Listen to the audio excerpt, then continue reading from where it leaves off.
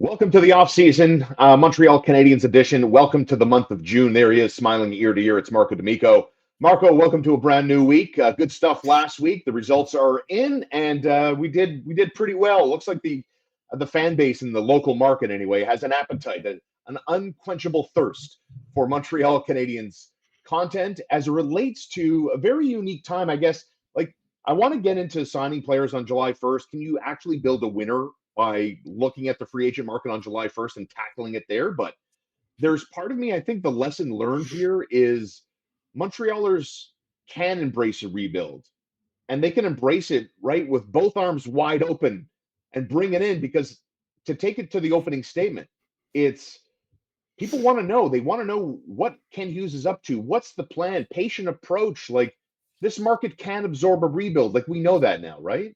Yeah.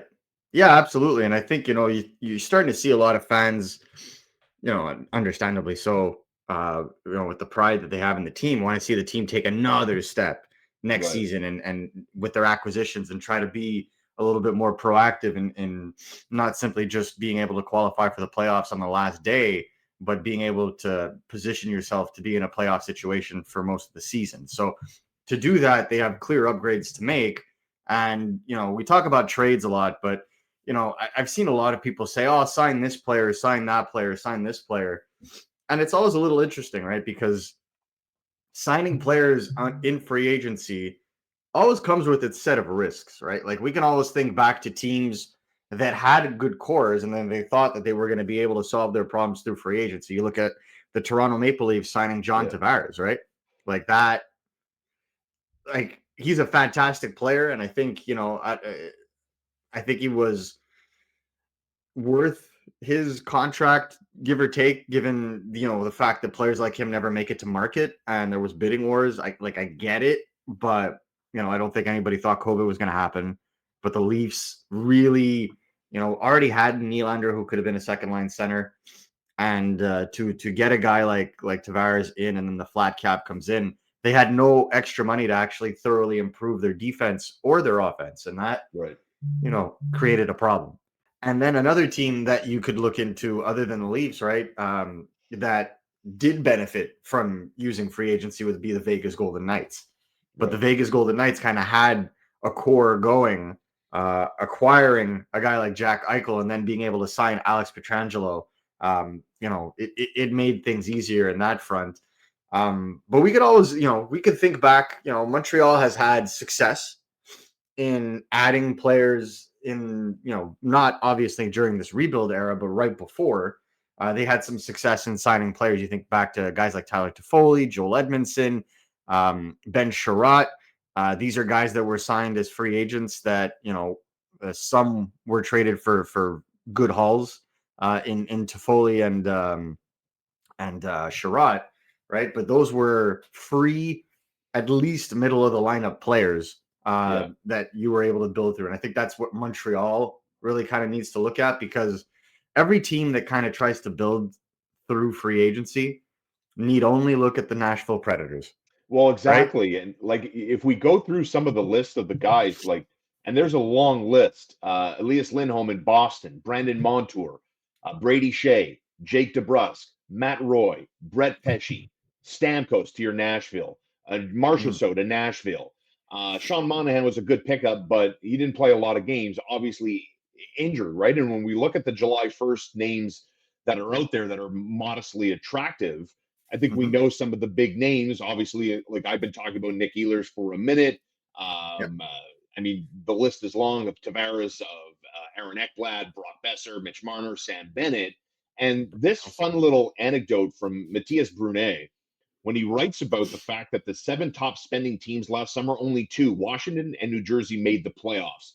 Like, Mhm. there's a moral to this story here. Like, if the Canadians are looking at July 1st, they shouldn't necessarily be looking at goal scorers. Maybe they should be looking at like defensive defensemen, defensive minded players. It seems like Yeah. that's more bang for your buck, return on investment, as Yeah. they say, versus your great example, Stamkos Marchessault in Nashville. Yeah. Stamkos, Marchessault, Shea. Like Nashville Yeah. just didn't like, you talk about a team like Nashville and then you look at a team like New Jersey. New Jersey adding Pesci was a fantastic acquisition. I thought that was a Right. great contract. I thought it was a great fit. But the difference between a team like New Jersey and a team like Nashville is New Jersey's core was set. You already have Jack Hughes, health or not, you already have him locked up long term. You have Nico Yeah. Hischier locked up long term. You have Meyer locked up long term. Jesper Bratt locked up long term. Like their core is set, so you could afford to go and splurge. Whereas Nashville thought that they were going to build through the draft, and I feel like Montreal is almost at the point where Nashville was. Where New Jersey was, where Yeah. most of the core is locked down. I think once Demidov and Hudson are kind of signed and taken care of, you can really look at the market, especially as the cap keeps going up. You could really look at the market at that point and really kind of consider splurging. But when you're a rebuilding team, choosing when to splurge and how to splurge really is make or break in those kind of situations. Like we've seen teams be aggressive in their rebuilding initiatives, right? Teams like throw big money to try and speed things up. Yeah. Edmonton was a little guilty of that. If we all remember the Milan Lucic contract, right? I Sure. feel like there was an era where they would throw big money at free agent players. It wouldn't always win them out, but they would throw big money to try to get them to come in. So it's kind of that same dynamic. We saw, if you all remember, the Minnesota Wild throw two massive contracts to Zach Parise and Ryan Suter. And obviously that ended up backfiring, but they essentially they skipped the whole rebuild spot by just throwing massive money at them. And then in the end, it backfired. So to me, you got to be careful. And I think Kent Hughes was very clear on this, is that they don't want to spend big dollars for long-term contracts in the free agent market. Those are traps. Those are, out of all the players available, I think Mitch Marner is the only one that you could constitute as a star player. Yeah. Right? Yeah. Yeah. Nick Sam Ehlers Bennett, Nick is Ehlers, Ekblad. Yeah. yeah. Well, I Tavares. mean, Tavares, Ehlers, Ekblad, these are what I would call like top line players, like top pairing, top first line, but true star, right? And there were two coming up in this draft, three if you count Draisaitl, but Rantanen is off the market. So it kind of works out that way and then you have Sam Bennett, who many see as a top line player, but during the regular season is more a number 2 center.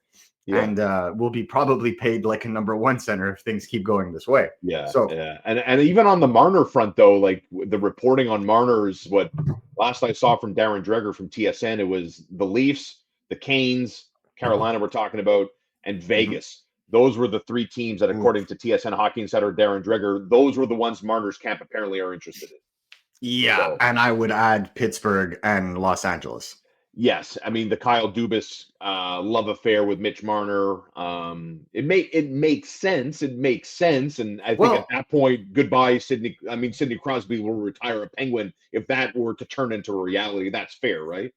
Yeah, I mean, listen, I'm gonna get yelled at for rolling my eyes at this by fans, and I get it, whatever. But the word coming out of Pittsburgh is they're going to be looking to add aggressively this summer. That's a team I could see throwing 13, 14 mil at Mitch Marner. Wouldn't be the first time that Kyle Dubas overpaid for him anyway. So it works. And they need to like that. When you see like building through free agency, shortcuts, GMs in desperate situations will do that. That's why I think a team like Pittsburgh would look into the free agent market. They cleared out a lot of salary specifically for that. And they'd like to clear out more if they can get rid of Erik Karlsson in some way. So they're clearing out that salary not just to be void of money. They want to spend that money. So that's a team. The LA Kings, Kenny Holland wants to add to their core, doesn't want to remove any top players. The only way to really do that is by trading futures or signing them on the free agent market. I would be very, very I'd keep an eye out on those teams, those two teams, as well as Utah. That. Yeah, I like that. And like where you're going there. Let me ask you just a point blank question. If you were Pittsburgh, would you rather position yourself to sign Mitch Marner to 13 or 14 a year? Or would you rather position yourself with no guarantees for Gavin McKenna? If I was Pittsburgh and I wasn't answering to Fenway, but if I'm not, like, if you remove ownership from this, right? Because Fenway is trying to sell this team. Correct. or at least a minority stake in this team. A chunk of it at the Yeah. minimum. Yeah, After just having acquired it, correct. they're not in the mood for a rebuild, not even a Okay, retool. so fair enough. So now let me throw some names at you, okay? Let me throw some names at you as we talk about buyer beware, building a team on July 1st, okay? Mhm. Ivan Provorov, as it relates to the Canadians. Is this someone? I I have some names for you. I'm curious. I'm gonna get your reaction. Ivan Provorov, Canadians. I mean, notwithstanding the baggage, the social baggage that comes with some of the stuff that he's said and done, I don't know Right. how well that would go off in Montreal and in that dressing room. That's a good point. But I don't think that adding another left shot defenseman should be anywhere near the Canadians' cards when it comes Right. to spending the rest of the money on their books. Okay. So I'm not even sure that he'll leave Columbus, to be honest with Okay. you. I think that it's going to just go down to the wire and Columbus is going to pay for him. Uh-huh. It all just depends on where they think Denton Matejchuk is in his development, because he's going to be that star Okay. defenseman to play behind Werenski. Fair. Okay. Cody Ceci. Cody Ceci's an interesting one, right? I like Cody him, Ceci, Marco. I like him. which is insane because everybody last year was like, he's worth nothing. The thing with Cody Ceci, again, is you wouldn't sign him to put you over the top, but he's a right shot defenseman with a ton of playoff experience and just a guy that could bring some offense, bring some vet experience, some leadership that probably wouldn't cost you top four money, except Yeah. probably because of these playoffs, maybe more, because Dallas was using him a lot. So to me, he's a type of player I could see the Canadians looking at, not a top of the list kind of player, but kind of like after Ekblad, who's left. Still not the guy I think the Canadians target if they look for some experience on right D, but he's Yeah. definitely one of those guys. And I saw some, I think it was on a Red Wings forum, fans of the Red Wings looking to what's their team going to do? Who are they looking at? And one of the names that's popped up is LA Kings defenseman Vladislav Garikov. Yeah. What about the Yeah, he's chances great. in terms of a fit? I understand, the Canes 2C, top four, right shot defenseman. Mhm. Obviously, with Noah Dobson being an RFA, I don't know, but he's not a UFA, he's an RFA. But in terms of rounding out the depth of this team, that's why I think, we're Mhm. talking about buyer beware July 1st, rounding out the Yeah. depth with defensive defensemen that they're very good at doing their jobs and don't come with a lot of sizzle and a lot of flash. Gavrikov is going to cost a pretty penny. He was Yeah. making, I believe, somewhere in the 6 to 7 range Yeah, with LA on a right? Yeah. on a 2-year deal, but he's going to Yeah. want some security now. And if he's not getting it in Los Angeles, he's going to get it elsewhere. So I don't think that kind of money needs to be spent again on a left shot defenseman. He's probably going to be seen as one of the more premium defensemen available on the market. So there are going to be a lot of teams. And, I also stress this, right? Yeah. There's not that many top end top pair, like top four left shot defensemen in this free agent class. That may actually play into Montreal's favor if they're Hey looking to now. trade someone like, say, Mike Matheson. Right. Because when all those teams that have all these cap space strike out, trade is going to be the only way that they're going to be able to keep up. And the parity in the NHL is going to, and this is why I love July 1st, because there's July 1st and then there's July 2nd to 15, where the Yeah. teams that missed out scramble to find other players. Yeah. And so That's fun. So what's your hockey gut, Mr. D'Amico? If I could call you that. What's your hockey gut tell you about the Canadians and July 1st?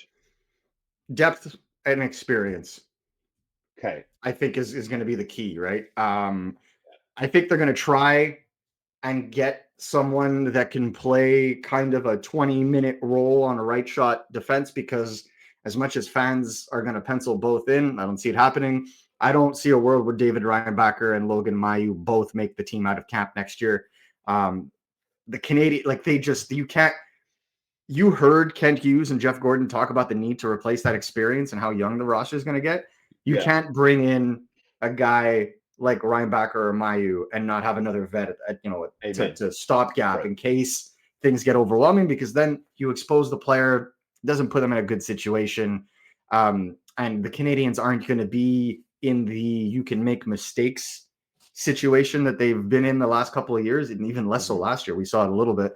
But, they're going to look to take a step up. Not exactly something you want to throw a defenseman, especially like Reinbacher, who's played so little over the last 2 years, into. So I think a guy like Perbix coming out of Tampa Bay makes a ton of sense. Depth, right shot defenseman with size that can play defensively, that has that experience in the playoffs, that knows what it takes to win, that could, be, he fits the age group, not too old, not over 30, could be signed relatively long-term. Like if you want to sign him to a 3-year deal, a 4-year deal, kind of makes sense, but I don't see it as a guy whose AAV is going to break bank. And I think that kind of sneaky kind of signing makes a ton of sense. So he's someone that I looked at and I was just like,